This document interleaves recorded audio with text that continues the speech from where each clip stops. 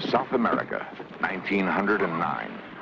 According to this famous film, a gun battle claims the life of Butch Cassidy. If the film version is right, who was the mysterious stranger who appeared on a Wyoming road 15 years later? A mysterious stranger who bore a strong resemblance to Butch Cassidy.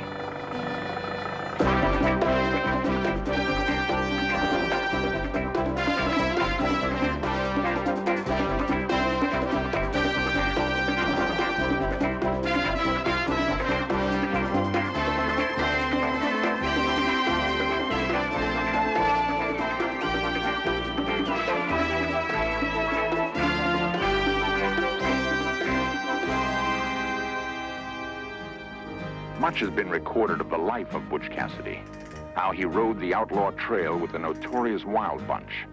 But mystery still surrounds his death.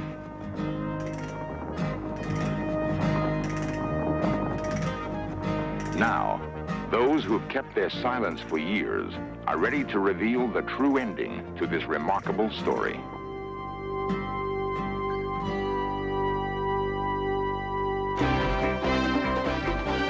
This series presents information based in part on theory and conjecture. The producer's purpose is to suggest some possible explanation, but not necessarily the only ones, to the mysteries we will examine.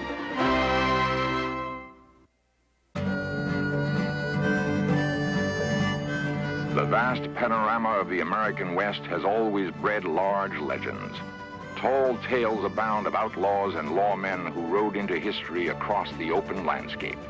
Among them, Billy the Kid, Pat Garrett, Cherokee Bill, John Wesley Hardin, Wyatt Earp, and Blackjack Ketchum. Time and distance have clouded the truth, but one thing is certain. Few on either side of the law would venture here unless they knew the country well or had good reason to hide. It is August 13th, 1897. Bank robbery is not an unusual occurrence here. But these are no ordinary bank robbers. Known for their speed and daring, they're called the Wild Bunch.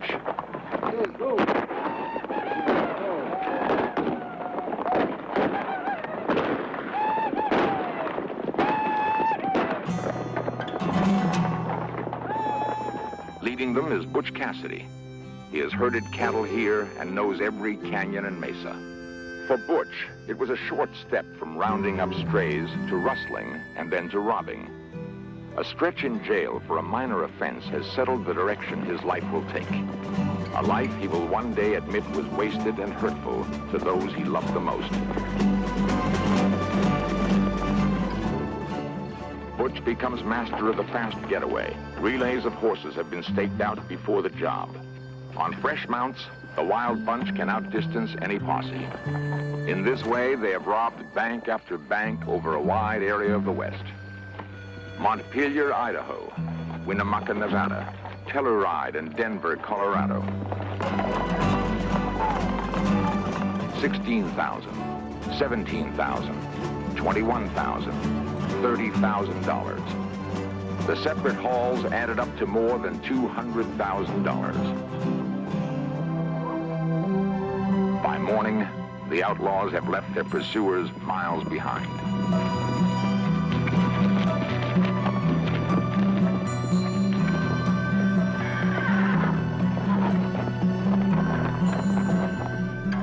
Expert horsemen, they climb the ridges into one of their several hideouts, the notorious hole in the wall, or the rugged area known as Robber's Roost. Here, safe from pursuit, a few men could hold off an army. They will rest up for the next job, confident that no lawman will follow them here. These rugged areas of Wyoming and Utah became fortress sanctuaries. Not only did bandits join Cassidy's gang, there were men who turned to rustling because they felt their independence was threatened by big cattle outfits crowding them off the public range.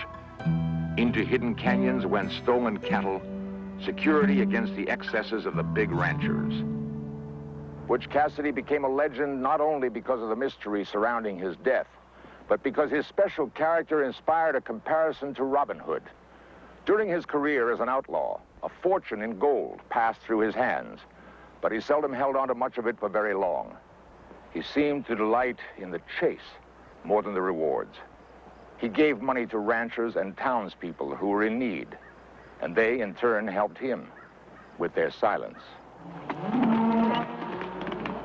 Today, ranchers in the area feel that Butch was one of them. An expert cowhand between robberies, he was respected for his hard work and skill.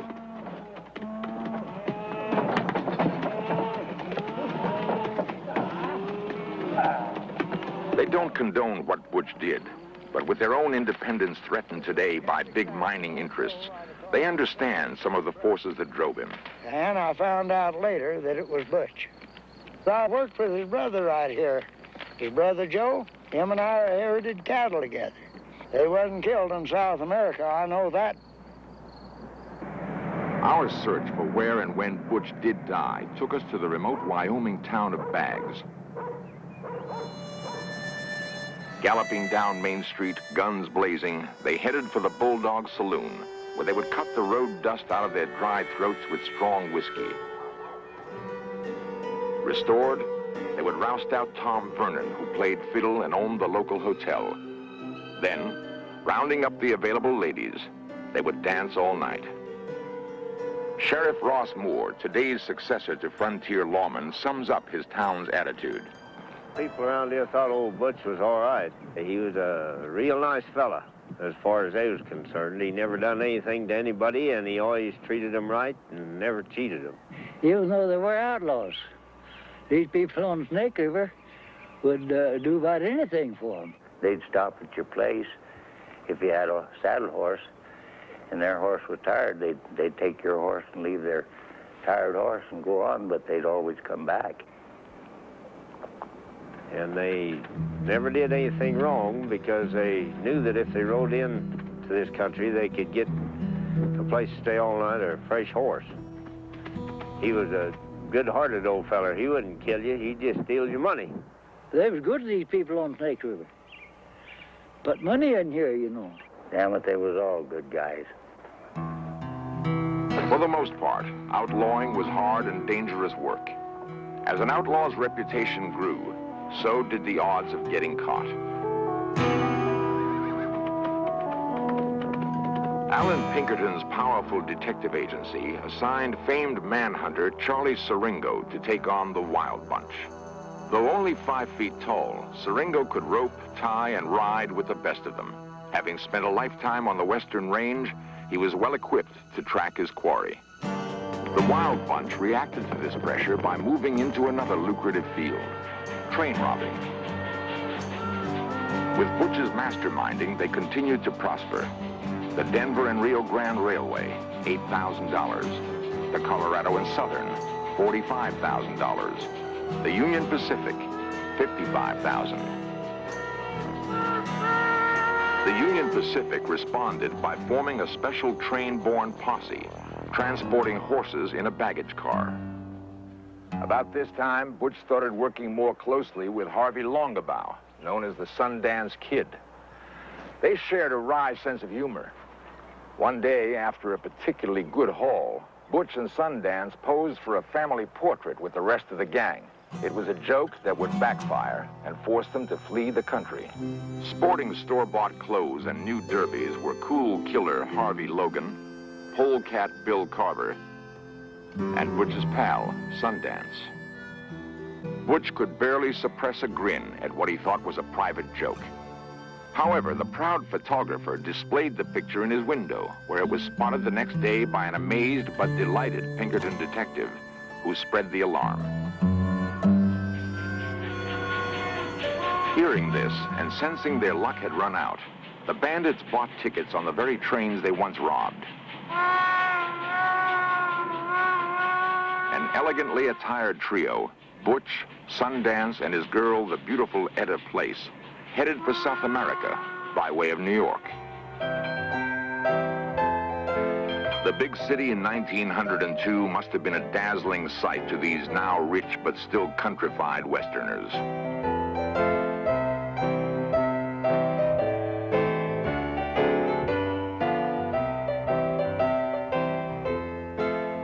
They mingled with the elite on Fifth Avenue, and Sundance and Etta had their portraits taken at a fashionable salon. With queenly grace, Etta proudly displayed a new and expensive gold watch. A few weeks later, the trio sailed for South America. In Argentina, they worked as cattlemen until they were tracked down by a Pinkerton detective. Once more on the run, they returned to a life of crime throughout Chile, Bolivia, and Uruguay. In 1909, the story got out that Butch and Sundance were dead, killed in a gunfight in Mercedes, Uruguay. The Pinkerton agency eagerly accepted the story and closed the files on an old and frustrating case. But our research in Mercedes revealed no evidence that such a gunfight ever took place. Butch and Sundance's death a hoax? Perhaps still another way to outdistance pursuers? One day in 1924, 15 years after the alleged gunfight, a lone figure was seen driving up a Wyoming road. As he came closer, he seemed somehow familiar. Could it have been Butch Cassidy returning home after all those years?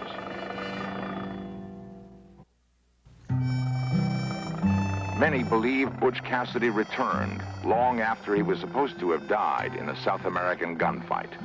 Old Butch wasn't killed in South America. He come back here in 24, and my grandmother seen him and talked to him. So I know he was here. He stayed a day and a half and then left, but he was here and talked to everybody. He come back from there and went down in Utah. He stopped in Bags one night. He went up to some of these old places and visited before he left. So I know he's here in 24.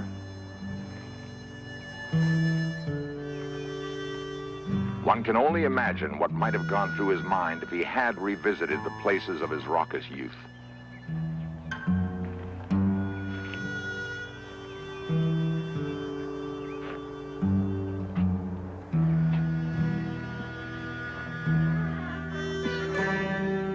Most of his companions were gone. Harvey Logan, dead in a gunfight with a posse. Ben Kilpatrick, killed attempting to rob a train. Bill Carver, outdrawn by a sheriff in Texas. And the ladies who danced had vanished or settled down. Only memories remained.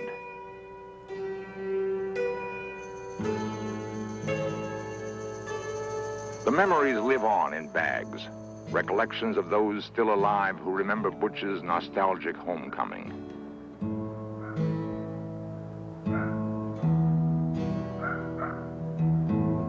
In an old house on the outskirts of town lives a man who was a contemporary of Butch Cassidy's. Now, Alfred Brazel is surrounded by his animals and his memories.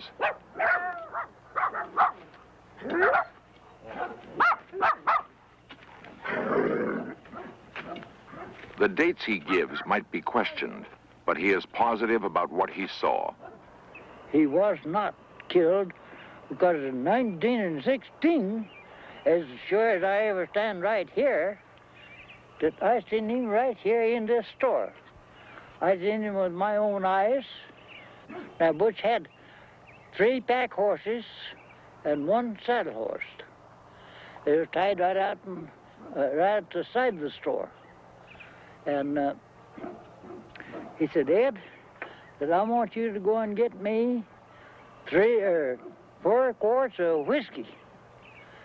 Ed says, why don't you do it? No, he said, I want you to go get it. And Ed only had to just step out at the door and go about 50 feet to the saloon. I'd seen him before. It wasn't the first time I'd seen Butch. Author-historian John Rolfe Burroughs has interviewed others who were even closer to Butch. I came through here in 1959 researching a story on the Wild Bunch.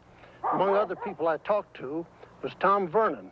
Tom at that time was 80 years of age, but his mind was just as clear as a bell.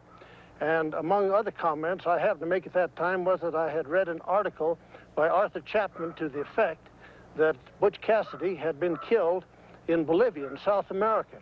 Tom looked me in the eye and he said, killed in Bolivia?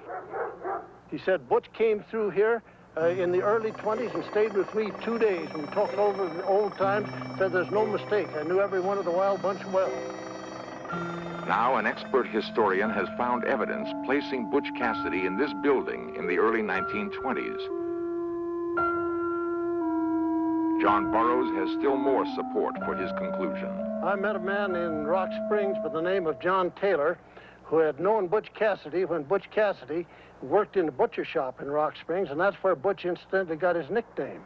Mr. Taylor owned the Ford agency in Rock Springs, and he said one day he was out in the shop, and here came a Model T, and it was Butch Cassidy. This was in the early 1920s.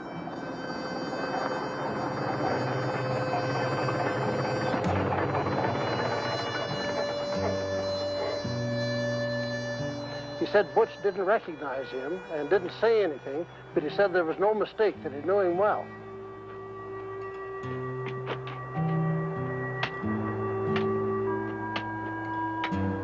Another person who saw Butch after he returned from Bolivia, who knew him very well, was Josephine Bassett Morris. She was his girlfriend. In an old log cabin where she lived alone, Josephine Bassett talked with Burroughs in 1965. Still showing signs of the beautiful girl she had been, Josephine told him that one night in the early 1920s in Rock Springs, Wyoming, Butch and his old friend Elza Lay knocked on her door.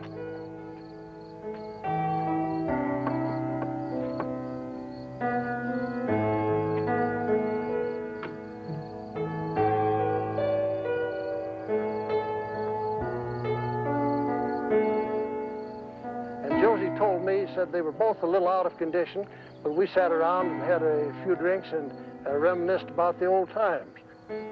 Josephine said that was the last time she saw Butch alive.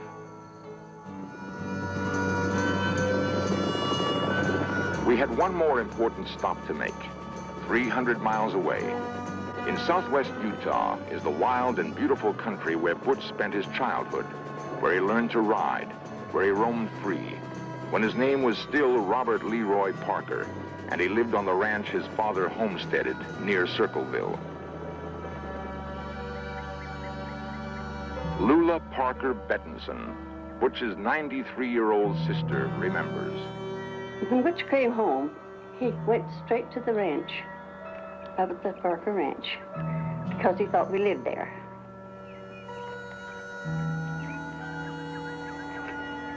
And how he wandered around. He loved the place. He had grown up there, and he was happy there.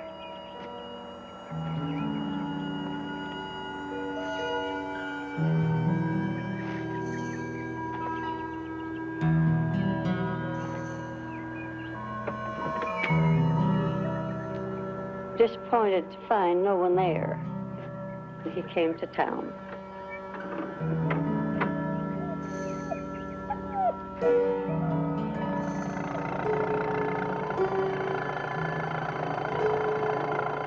Hoping to see his aging father once more, Butch picked up his brother Mark and drove to the Parker house in town.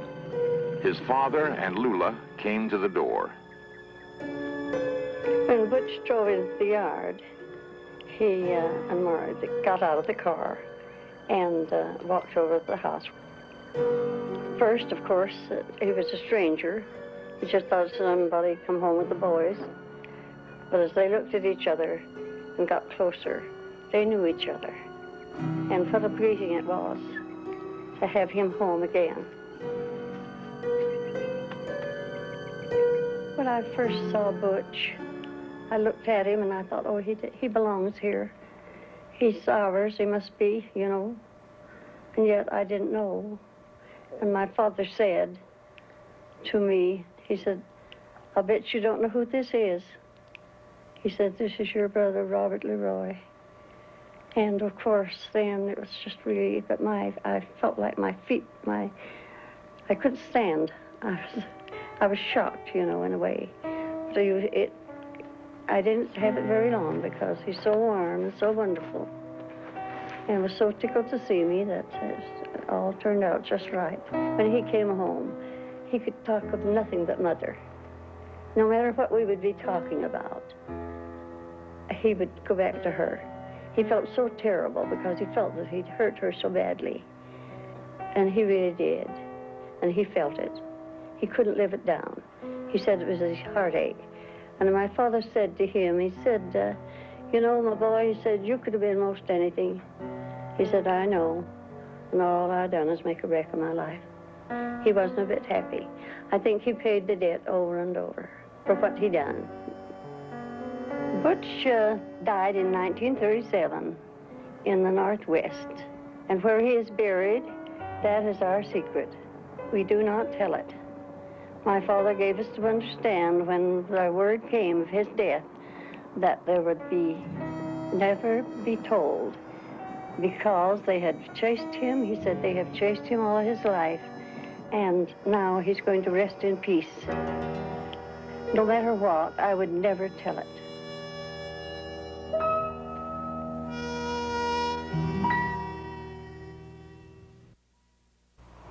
There are many theories about Butch's later years.